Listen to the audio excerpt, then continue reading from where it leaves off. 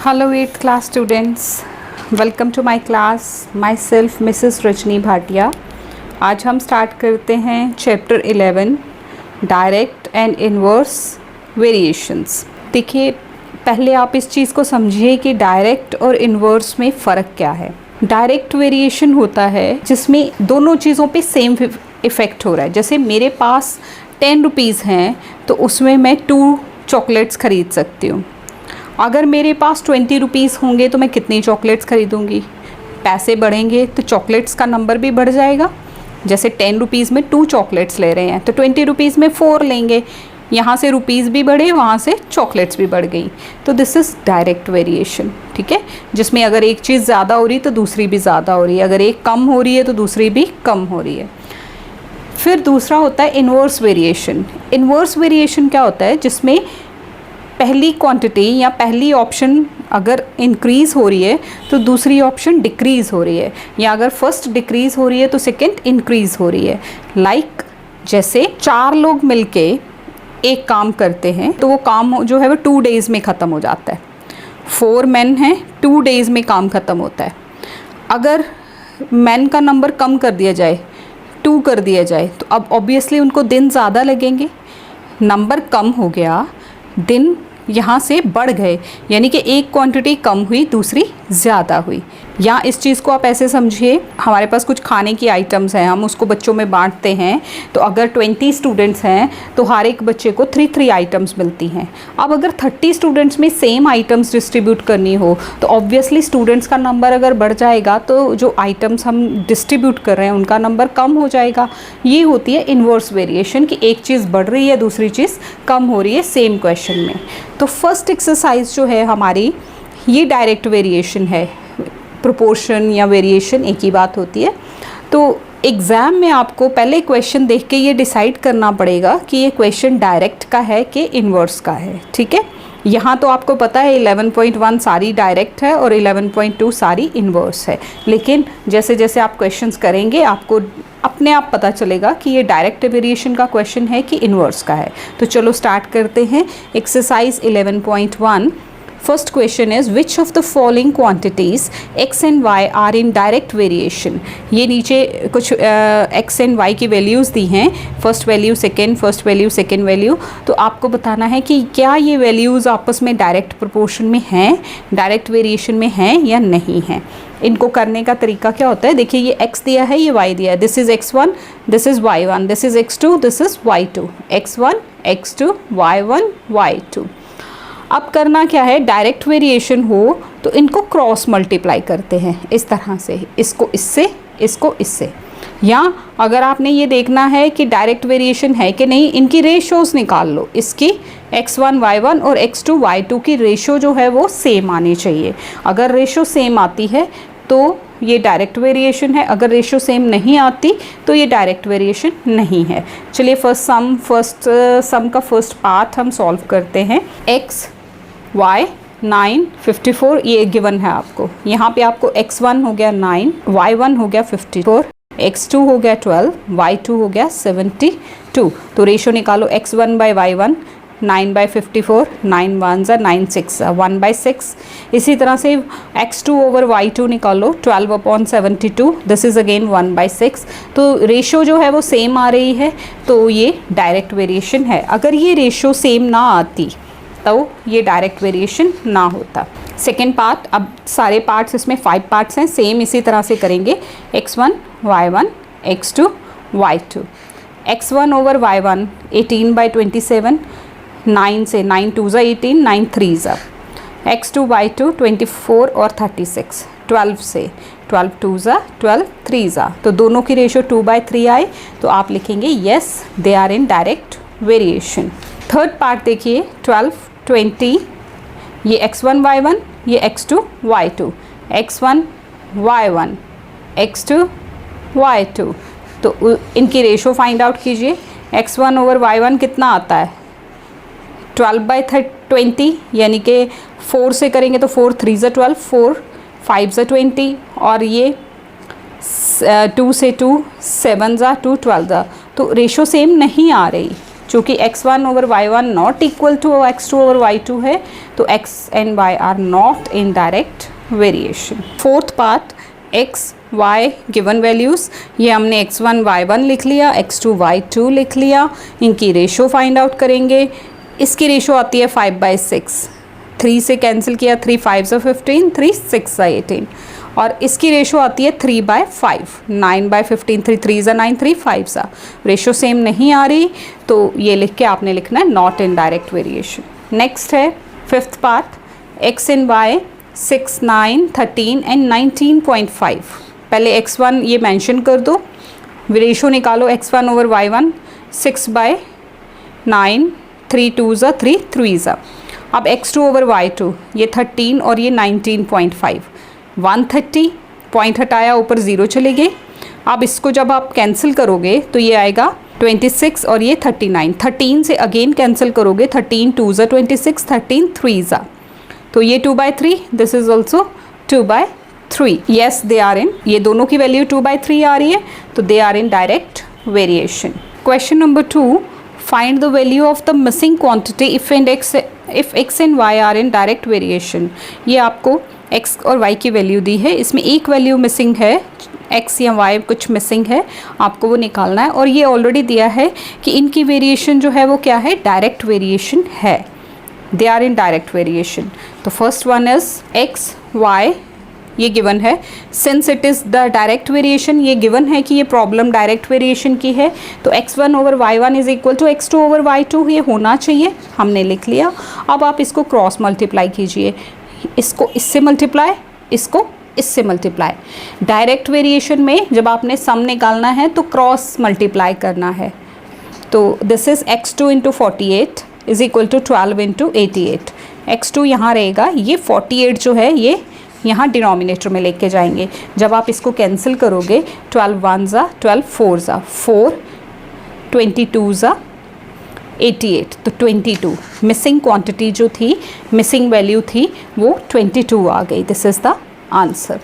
B part जो इसका second part है, दैट इज़ x y, ये गिवन है, डायरेक्ट वेरिएशन है, तो x1 over y1 is equal to x2 over y2 होना चाहिए। ये लिख लो वैल्यूज़, क्रॉस मल्टीप्लाई करो, ये आएगा 7 into y1 is equal to 13 into 56। ठीक है, ये आप इधर भी लिख सकते हो, ये इधर भी लिख सकते हो, इससे कोई डिफरेंस नहीं आएगा। तो y की वैल्यू क्या आएगी, जो हमारा y है, ये जो मिसिंग क्वांटिटी है, दैट इज़ 13 इंटू 56 ओवर 7, ये 7 यहाँ डिवाइड हो जाएगा, तो this is 7 8 56, 13 into 8, this is 104, तो missing value is 104। Third part of the same question, that is x and y missing quantity direct variation, same way में हमने ये लिख लिया। अब हमने इसको क्रॉस मल्टीप्लाई करना है, x1 इंटू 102, 84 इंटू 17, तो x1 यहाँ रहेगा, ये जो है ये यहाँ डिवाइड कर जाएगा। जब आप इसको कैंसिल करोगे, 17 1 17 1 17 6 6 1 6 14, तो मिसिंग क्वांटिटी इज़ 14। तो मिसिंग वैल्यू जो है, मिसिंग वैल्यू जो थी इसमें, दैट इज़ 14।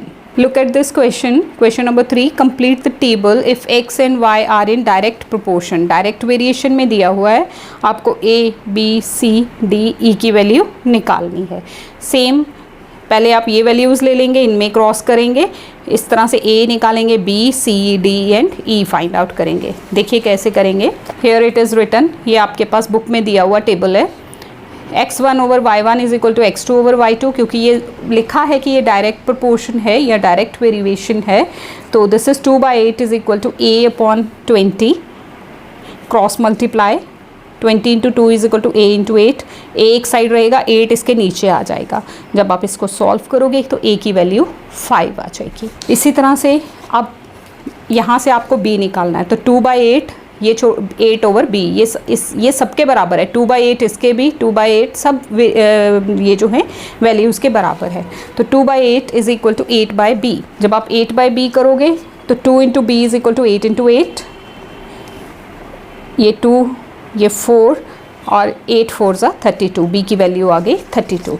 अगेन c के लिए आप करोगे 2/8 इज इक्वल टू c/52, तो 2 into 52 is equal to c into 8 cross multiply करना है तो c क्या आ जाएगी 2 इंटू 52 ओवर 8, 2 4 ज़ा 4 13 ज़ा, तो c इज़ इक्वल टू 13। इसी तरह से आप d करोगे 2/8 इज़ इक्वल टू 15/d, ये देखिए 2/8 15/d, तो this is cross multiply 2 into D is equal to 15 into 8, 2 यहाँ आ जाएगा, 2 4 ज़ा 8, तो 15 4 ज़ा 60, 15 4 ज़ा 60 आ जाएगा, d की वैल्यू 60 आ जाएगी। अगेन e के लिए सेम 2/8 e/80, तो e into 8 is equal to 2 into 80, तो e इधर ही रहेगा, 8 इसके नीचे आ जाएगा, कैंसिल करोगे 8 1 ज़ा 8 10 ज़ा 10 2 ज़ा 20, तो e इज़ इक्वल टू 20।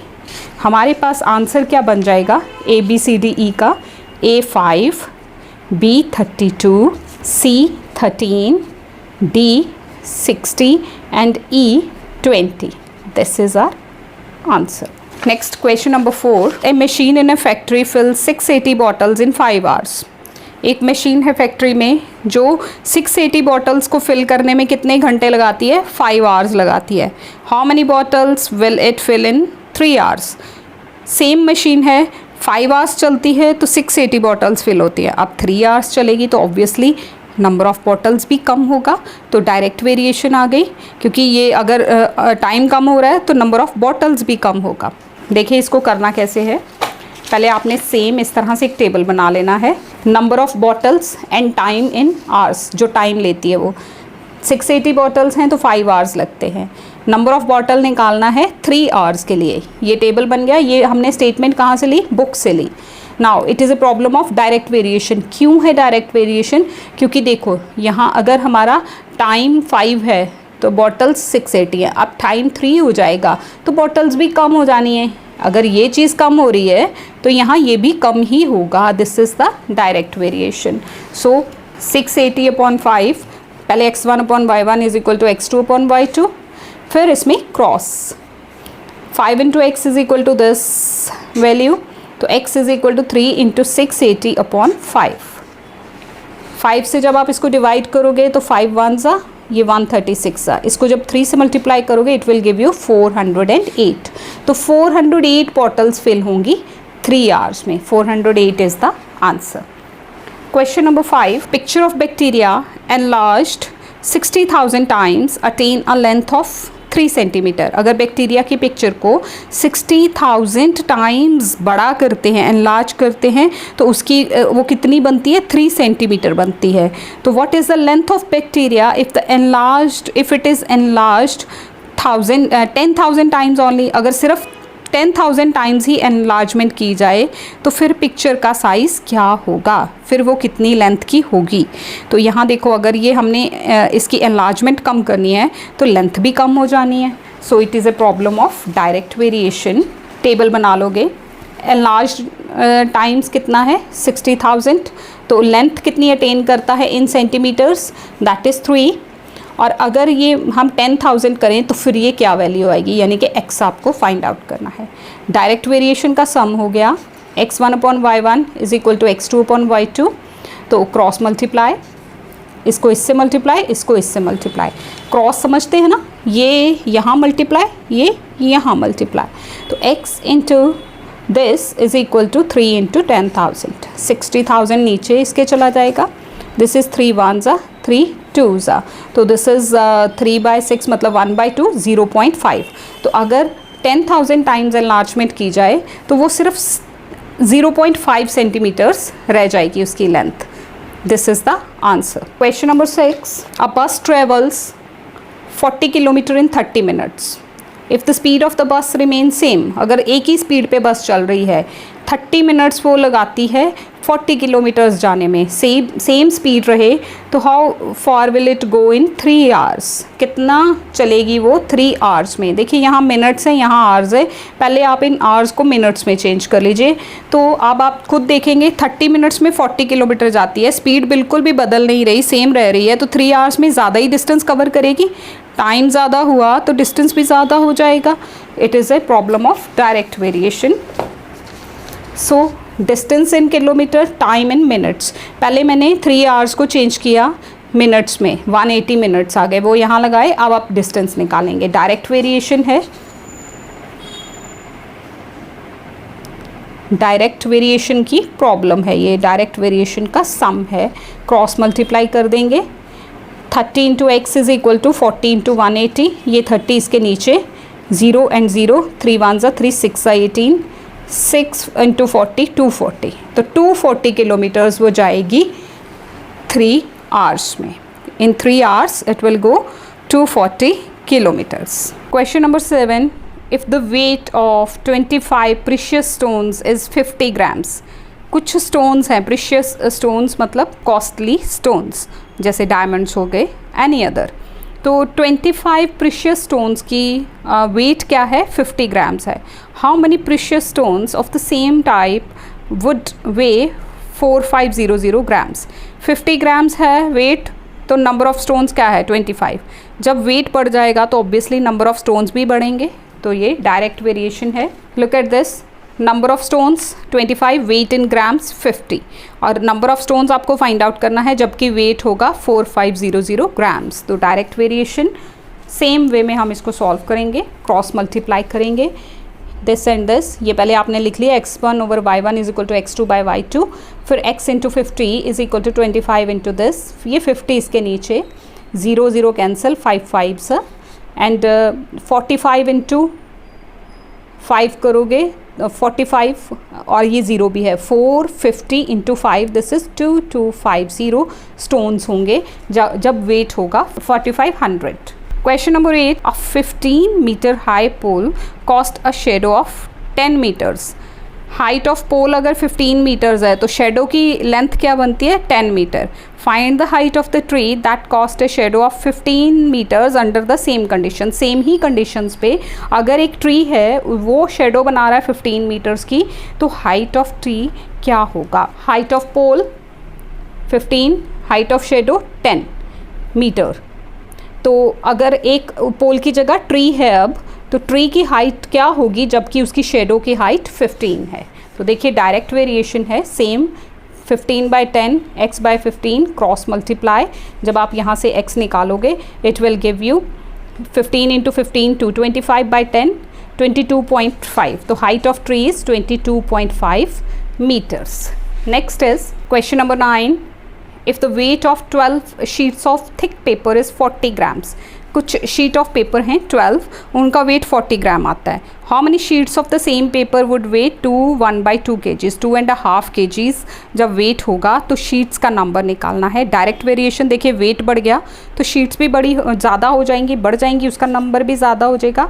और ये kg है, इसको पहले ग्राम्स में कन्वर्ट करना है। 2.5 kg को 2 2 ज़ा 4 एंड 1 5/2 हो गया।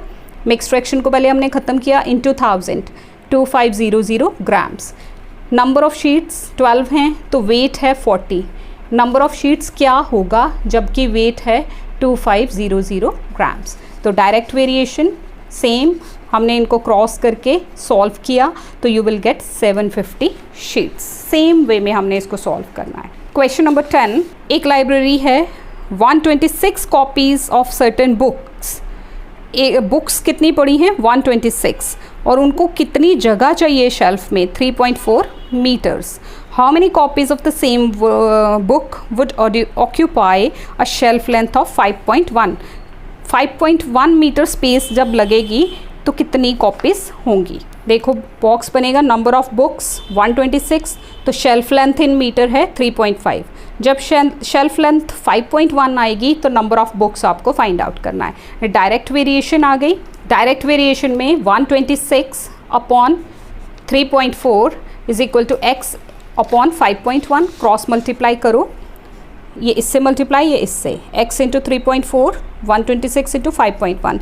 ये देखिए अब ये 3.4 इसके नीचे, ये पॉइंट यहाँ से हटेगा 10 नीचे, इसका पॉइंट हटेगा 10 ऊपर, तो वो 10 कैंसिल। बाकी आप इसको 17 2 ज़ा 17, 3 ज़ा 51, 2 63, तो 63 इंटू 3 ये रह गया, दिस इज़ 129 बुक्स। अगर शेल्फ लेंथ जो है 5.1 मीटर होती है तो उसमें 129 बुक्स जो हैं वो आ जाएंगी। Question number 11, a mixture of paint is prepared by mixing 1 part of blue pigment and 5 parts of base. In the following table, find the number of base that need to be added. अब यहाँ parts of blue pigment है 1, तो base लगती है 5. 4 होगा तो क्या होगा, 9 होगा तो क्या होगा, 12 होगा तो क्या होगा. देखिए जैसे ये ब्लू पिगमेंट बढ़ेगा बेस भी बढ़ानी पड़ेगी. तो this is direct variation. Direct variation या डायरेक्ट प्रपोर्शन एक ही बात होती है. डायरेक्ट वेरिएशन या डायरेक्ट प्रपोर्शन सेम. देखिए ये आपको बुक में दिया है, मैंने यहाँ लिख लिया x1 x2 x3. Direct proportion है तो 1/5 4/x1. इसको सॉल्व करोगे तो x1 आ गया 20. इसी तरह से 1/5 9/x2. तो 10 ये क्रॉस करोगे तो x2 इज इक्वल टू 45. इसी तरह से जब ये करोगे 1/5 12/x3. इससे cross multiply 1 into x3 12 into 5 x3 is equal to 60. तो हमारे पास आंसर क्या आ गया 20, 45 and 60. Question number 12 is the cost of 1 litre of milk is 55 rupees. Tablet the cost of 2, 4 and 10 litres of milk. 1 litre की cost दी है 55, 2 litre की, 4 litre की और 10 litre की बनानी है. आपको कैलकुलेट करनी है टेबल बना के. तो ऑब्वियसली देखो जैसे लीटर्स बढ़ेंगे वैसे ही कॉस्ट भी बढ़ेगी. तो डायरेक्ट वेरिएशन हो गई. यहाँ हम लिखते हैं क्वांटिटी ऑफ मिल्क 1, 2, 4 एंड 10 पूछा हुआ है और कॉस्ट 1 की 55 है, 2 की निकालो 4 की और 10 की. डायरेक्ट प्रोपोर्शन है, सेम वे में हम निकाल देंगे. 1/55 इज इक्वल टू 2/x1.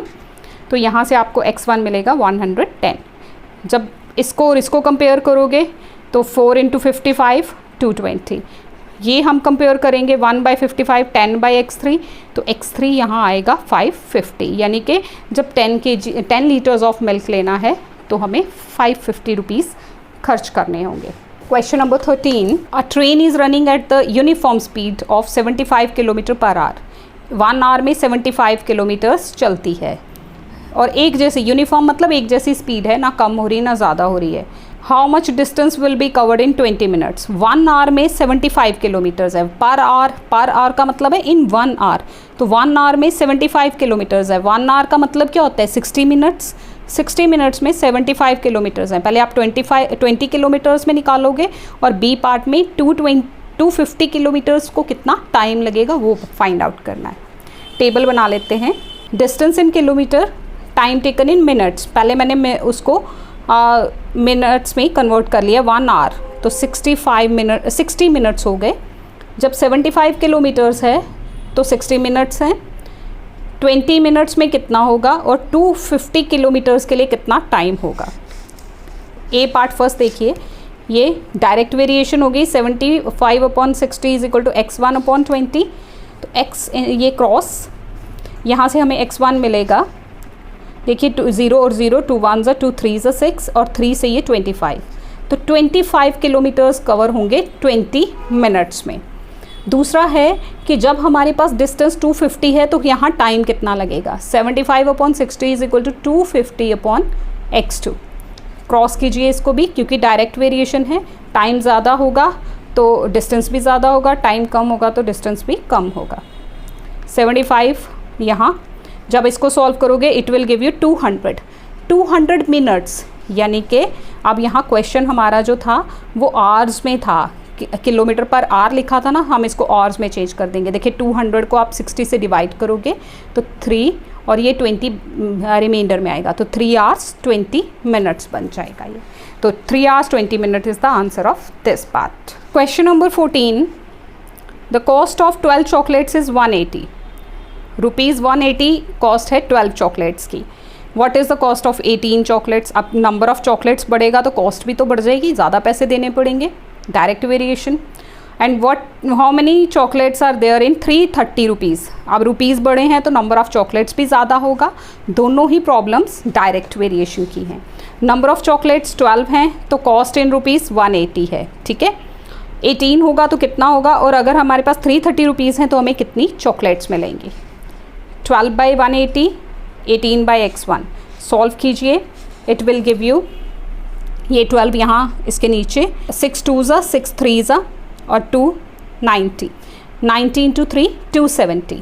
तो जब हमारे 18 चॉकलेट्स लेनी है तो हमें 270 रुपीज़ पे करने होंगे. और बी पार्ट है 330 रुपीज़ में कितनी चॉकलेट्स मिलेंगी. तो this is 12/180 x2/330 cross multiply, it will give you 22। तो 22 चॉकलेट्स हमें मिलेंगी जब हमारे पास 330 रुपीज़ हैं। So this is question number 14। Now come to question number 15। This is MCQ, और ये MCQ सिर्फ कहने को है, आपने सारा सॉल्व करना है। Find A in the given quantity, direct variation में है तो ए की वैल्यू फाइंड आउट करनी है। तो ये इस तरह से आ जाएगा 12/a इज़ इक्वल टू 18/30। इसको आप क्रॉस करोगे तो a into 18 is equal to 12 into 30, a is equal to 12 into 30/18। अभी अभी हमने ये पहले भी सॉल्व किया है। तो this is 6 2s 6, 3s 3, 10s 10 2s 20। तो यू विल गेट a की value 20। B is the right option. If x and y are in direct variation, then which of the following is true? X upon y is equal to k. D is the right option. Ratio same होनी चाहिए. K means any constant value. If the cost of 5 pencils is equal to 15, cost of 12 pencils. देखो इसको भी हम इसी तरह से solve करेंगे। पहले 5 पेंसिल्स की कॉस्ट कितनी है? 15। तो 12 पेंसिल्स की क्या कॉस्ट होगी? ये यहाँ ऐसे होगा, क्रॉस करो 5 into X is equal to 12 into 15। तो x is equal to 12 into 15/5।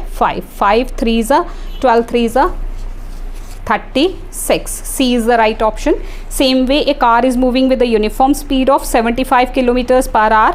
1 hour में 75 किलोमीटर्स जा रही है, तो 3 आवर्स में कितना जाएगी? जब आप इसको इसी वेरिएशन से सॉल्व करोगे तो it will give you 225 kilometres. So students, this is all about this exercise. I hope you have got it. If you got any problem, कोई प्रॉब्लम आपको आती है तो आप कमेंट बॉक्स में हमें ज़रूर कमेंट कीजिए। We will try to solve that. Thank you so much for watching this video. Thanks a lot.